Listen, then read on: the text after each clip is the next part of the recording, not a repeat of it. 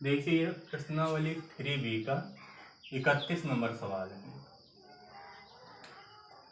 सवाल है इक्वल आप व्यू 0 tan α/2 माइनस के tan α/2 0 तथा I कोट 2 का एक तत्समक आव्यूह है, तो सिद्ध कीजिए I plus A equal I minus A into cos alpha sine alpha minus sine alpha cos alpha.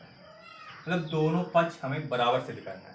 ठीक, तो इसके लिए पहले इसको हम मान लीजिए कि यहाँ लिखो माना a बराबर जो tan अल्फा वाले पद नहीं दिए हैं, यहाँ पर कोई चर पद मान लो आगे। मान लीजिए कि माना tan α/2 इक्वल x, जो a का मान है वो आ जाएगा 0x माइनस ax 0। ठीक, अब यहाँ से LHS ले कर चलिए, लिखेंगे हम LHS लेने पर LHS में है I प्लस ए। I के स्थान पर I का मान रखिए। I बताया गया है कि 2 कोट 2 का तत्समक आव्यूह है, मतलब हम I बराबर लिख सकते हैं 1 0 0 1, 2 कोट और 2 स्तंभ। ठीक, I के स्थान पर I का मान रखिए 1 0 0 1 प्लस a के स्थान पर इस a का मान रख दीजिए 0x माइनस x 0। चलो इनका योग करो, तो पहले अवयव को पहले में जोड़ेंगे हम, तो 1 में जब 0 जोड़ोगे तो आ जाएगा 1, 0 में x जोड़िए x, 0 में जब माइनस x जोड़ेंगे तो आ जाएगा माइनस x, और 1 में 0 जोड़ दो, एक पक्ष हो गया। अब अगला पक्ष लेकर चलिए,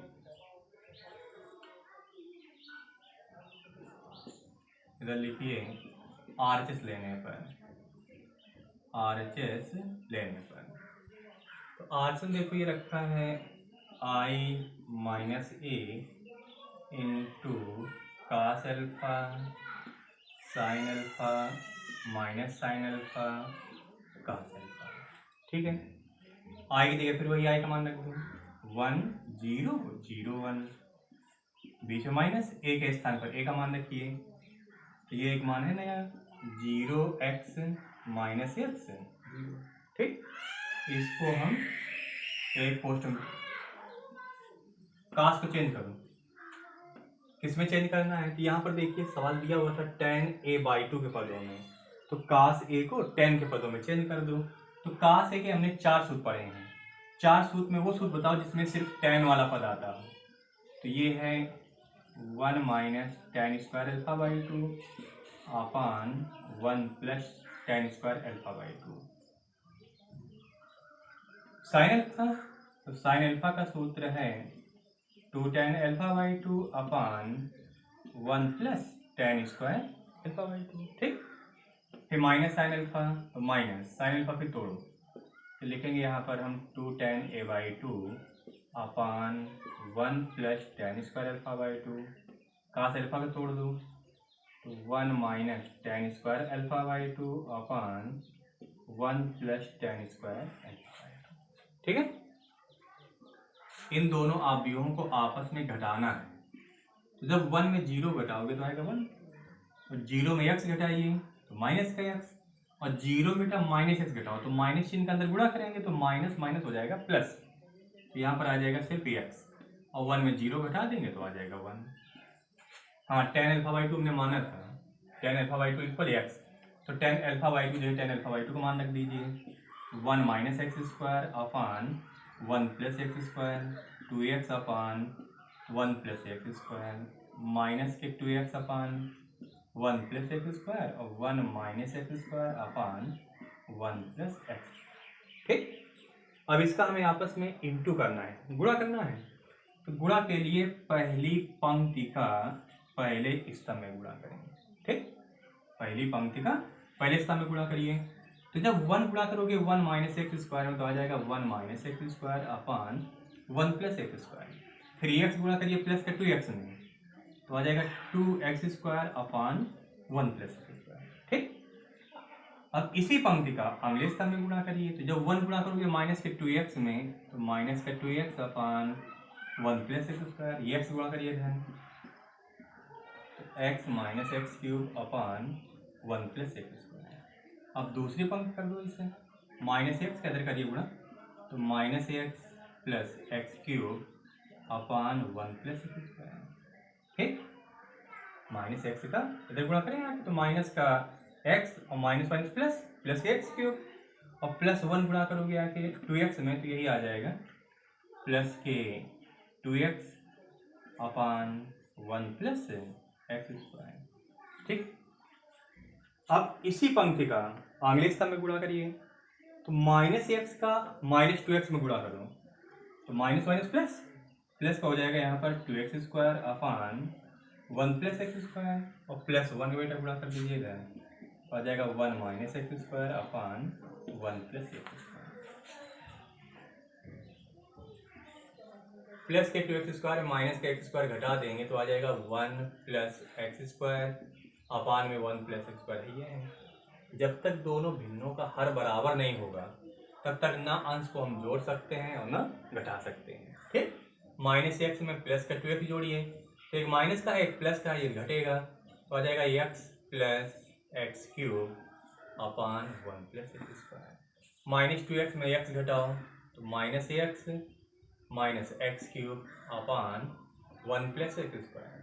2x स्क्वायर में एक्स स्क्वायर घटाइए तो आ जाएगा एक्स स्क्वायर प्लस 1 अपान 1 प्लस एक्स स्क्वायर। इससे ये कटा, इससे ये कटे 1, इन दोनों से देखो हमें x कॉमन मिल रहा है, तो 1 plus x square upon 1 plus x square. इससे माइनस एक्स कॉमन, तो 1 plus x square upon 1 plus x square, और नीचे यहाँ पर 1 हो जाएगा, इससे ये कट गया, इससे ये कटेगा, कितना आएगा 1x माइनस एक्स 1, ये लाए तो देखो 1x माइनस एक्स 1 दोनों कुछ बराबर, यहाँ लिख दिया जाता है कि LHS बराबर RHS लगा।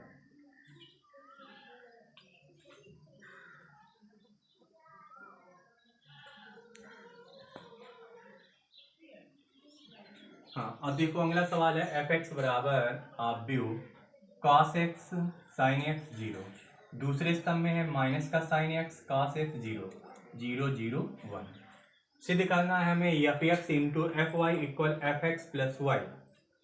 ठीक, पहले हम ये LHS लेकर चल रहे हैं, यहाँ पर लिखो LHS लेने पर LHS में है F X into F Y, F X जगह एफ एक्स का मान रखिए, cos x sin x 0 minus का sin x cos x 0 0 0। ठीक है, ये तो एफ एक्स का मान। अब देखो एफ यू मतलब इंटू एफ वाई, जैसे एफ एक्स का मान दिया हुआ है, एफ एक्स के मान में सभी जगह देखिए एक्स एक्स का पद आ रहा है ना, तो जब एफ वाई का मान रखेंगे हम तो एक्स जगह वाई रख देना है, तो लिखो इधर cos y इधर sin y 0 माइनस के sin y cos y 0 0 0। ठीक, अब गुणा करो, तो गुणा के लिए हमने बताया है कि पहली पंक्ति का पहले स्तंभ में गुणा करिए, फिर दूसरे स्तंभ में और फिर तीसरे स्तंभ में। ठीक है, गुणा करेंगे तो पहले अवयव का पहले में, दूसरे का दूसरे में, तीसरे का तीसरे में, जो निशान है वो निशान रखते चलो। जब cos x गुणा करेंगे cos y में आ जाएगा cos x cos y, minus का प्लस में गुणा करिए तो माइनस के sin x sin y, और 0 गुणा 0 करिए तो प्लस 0 आ जाएगा। ठीक है, फिर इसी पंक्ति का अगले स्तंभ में गुणा करिए, तो cos x का हम कर रहे हैं माइनस sin y में, ये हो जाएगा माइनस के cos x sin y, minus sin x का cos में गुणा करेंगे तो आ जाएगा माइनस का sin x cos y, और 0 के 0 में करिए तो 0। ठीक है, cos x का 0 में तो 0, sin का 0 में 0, 0 गुणा 0 1 में तो 0, मतलब 0 रखिए। अब हम दूसरी पंक्ति कैसे तीनों स्तंभ में गुणा करेंगे, तो sin x का cos y में करिए, ये आ जाएगा sin x cos y plus cos x sin y। और 0 गुणा 0 में तो 0, तो प्लस 0 ना लिखो, फिर इसी पंक्ति का अगले स्तंभ में गुणा कर दें हम, है ना। तो साइन एक्स का माइनस साइन वाई में करो तो आ जाएगा ये माइनस का साइन एक्स साइन वाई, कास एक्स का कास वाई में करिए तो प्लस के कास एक्स कास वाई, साइन का 0 में तो 0, कास गुणा 0 में 0, 0 गुणा 1 में करिए 0, ठीक। अब हम तीसरी पंक्ति कर रहे हैं तो 0 गुणा कास में करिए 0, 0 गुणा साइन में 0, 1 गुणा 0 में तो ये आ गया 0। इसी पंक्ति का तीसरे स्तंभ में तो 0 का साइन में तो 0, 0 गुणा कास में 0, 1 गुणा 0 में 0, फिर इसी पंक्ति का अगले स्तंभ में गुणा करें 0 गुणा 0 में 0, 0 गुणा 0 में 0, 1 गुणा 1 में कितना आएगा 1। Cos A cos B minus sign A sine B, ये सूत्र है बेटा अपना कॉस ए प्लस बी का, sign A cos B plus cos A sine B, ये सूत्र है साइन ए प्लस बी का, ठीक। ये तो रहा है, यहाँ से माइनस इन कॉमन कर लो तो sign A cos B plus cos A sine B, ये सूत्र बन जाएगा साइन ए प्लस बी का, cos A cos B minus sign A sine B, यही सूत्र है तुम्हारा कॉस ए प्लस बी का, तो कॉस एक्स प्लस वाई, यहाँ 0 0 0, ठीक। मान मिलाओ, cos x sine x 0 0 minus sine cos 0 0 0 0 1 0 0 1, मतलब अंतर इतना है कि जहां हम x लिखे थे x जगह x प्लस वाई आ गया है, तो जब यहाँ पर x था तो मान किसका था ये fx का, अब सवाल में x प्लस वाई आ रहा है तो ये किसका मान हो जाएगा f x प्लस वाई का, ठीक। ये से दिखाना है।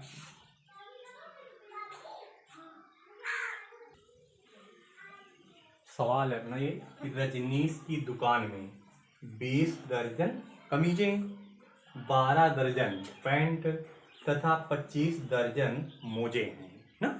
यदि प्रति कमीज 50 रुपये, प्रति पैंट 90 रुपये तथा प्रति जोड़े मोजे का मूल्य 12 रुपये हो तो रजनीश को कुल कितना लाभ हुआ, ठीक है।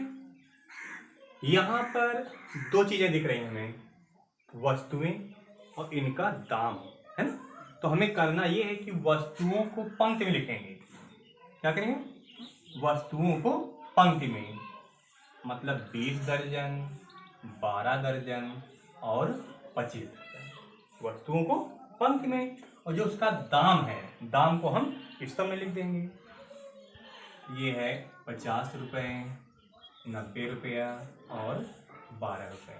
अब यहाँ पर एक चीज़ का ध्यान रखना, ये जो वस्तुएं दी गई ये सब दर्जन में है ना, और जो दाम दिया है वो प्रति कमीज दाम दिए गए हैं ना, मतलब एक शर्ट का दाम है 50 रुपया, यहाँ पर कितनी शर्ट है 20 दर्जन, तो एक दर्जन में 12 वस्तुएं होती हैं, एक दर्जन में 12 वस्तुएं, तो 20 दर्जन में कितने होंगी 20 गुणा करिए 12 में ना, यहाँ लिखो इंटू 12, यहाँ दर्जन में है 12 दर्जन ना, इसको भी हम, और ये भी दर्जन में है 12, ठीक।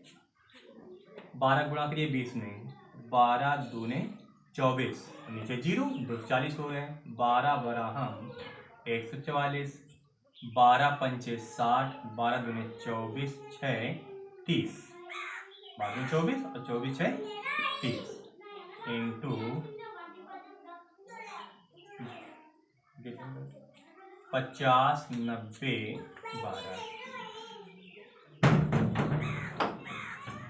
देखो अब हम वही इसका गुणा कर देंगे आके, तो गुणा संभव है या नहीं, तो पहले के स्तंभ गिन लो, 3 स्तंभ और 3 पंक्तियां, गुणा संभव है तो हम इसका गुणा कर देंगे, तो पहली पंक्ति का पहले स्तंभ में गुणा करा दीजिए, तो पहले अवयव का पहले में, दूसरे का दूसरे में, तीसरे का तीसरे से गुणा करना है, तो 50 गुणा करिए 24 240 में, तो 50 वाला 0 और 24 वाला 0, 2 0 हो गए, 2 0 रखिए, 5 चौका 20, 5 दूने 10 2 12, ठीक। 144 का हम 90 में गुणा कर रहे हैं, तो 0 पहले रखिए, 9 चौका 36, 9 चौका 36 3 39, 9 एकम 9 9 3 12 और 12 3 36, ठीक। चलो जोड़ो, 0 0 0 0 0 6 0 0 मतलब 6 0 6 0। अब दूसरा अंक जोड़े ना, अब तीसरा अंक जोड़ना है, 6 9 15 5 हासिल एक, ठीक। अब 3 और एक हासिल वाला, 3 1 4 4 2 6 2 8 और इधर 1 और 1 2, ठीक है। ये अपना ऐसा करिए कि साइड में 12,000 लिख लो, फिर इधर है 12,960, फिर ये 3600 ना, इसको जोड़ लीजिए, 0 6 9 6 15 4 2 6 2 8 और 1 1 2 28,560, ये इसका कुल लाभ हो गया है, ठीक है। बस ऐसे इसको लगा लेंगे।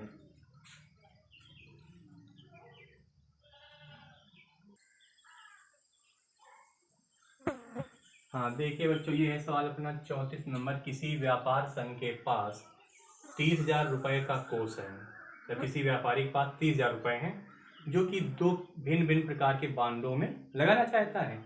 एक बांड पर उसे 5% और दूसरे बांड पर 7% वार्षिक ब्याज मिल रहा है ना।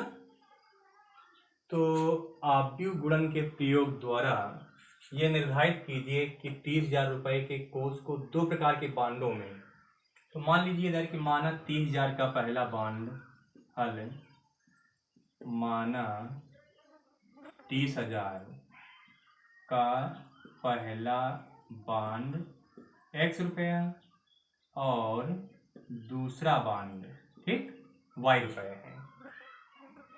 वैसे मानो इकाई समीकरण से, तो ये जिस 30,000 के हमें दो भाग करना है, तो पहला भाग x, तो दूसरा आ जाएगा 30,000 माइनस x, ठीक है। ये तो वस्तुएं हैं, तो इस वस्तु को हम लिखेंगे पंक्ति में, x 30,000 माइनस x, ठीक है, वस्तु को पंक्ति में, और जो दाम है 7%, 5%, 5%, 7%, इक्वल टोटल ब्याज कितना है 1800, 2000। तो हम एक पार्ट आपको बताए दे रहे हैं, पहला 1800, ठीक है। चलो भाई इसका गुणा कराओ, लेकिन यहाँ वो प्रतिशत लगा है, तो इस प्रतिशत को पहले हटाइए, तो x 30,000 माइनस x 5%, तो प्रतिशत का मतलब बटे 100। यहाँ एक के नीचे दो जीरो हैं, जब दो जीरो हटाओगे तो ऊपर दो अंक बाद दशमलव लगाएंगे। अंक एक है, एक अंक की कमी है, इसलिए जीरो बढ़ा देंगे, ठीक। यहाँ लिखिए 0.05, इसी प्रकार 0.07, ठीक। बस कराओ गुणा, पहली पंक्ति का पहले स्तंभ में गुणा करिए, 0.05 गुणा करेंगे x में, तो आ जाएगा 0.05x प्लस 7 त्रिका 21, 7 त्रिका 21, 21 के नीचे 4 जीरो, ठीक है, और दशमलव लगा है 2 अंक बाद, तो 2 फिर 0.07 पे x में गुणा करेंगे, तो आ जाएगा माइनस 0.07x इक्वल 1800। 7 में 5 घटाइए, तो माइनस 0.02x इक्वल 1800 प्लस 2100 के इधर ले जाओ, तो माइनस के 2100, माइनस के 0.02x equal 18 3 21, minus 300 minus minus plus, तो x इक्वल 300 बटा 0.02, दशमलव हटाइए, ऊपर जीरो बढ़ा दीजिए, 2 एकम 2, 2 पंचे 10, नीचे 3 जीरो, तो x इक्वल कितना आया ये 15,000 ना। यही x का मान जहाँ हमने बांड नहीं माने थे, पहला बांड x, दूसरा 30,000 माइनस x, लिख दीजिए पहले बांड पर 15,000 और दूसरे बांड पर 30,000 माइनस 15,000, मतलब 15,000, ठीक, यही आंसर है।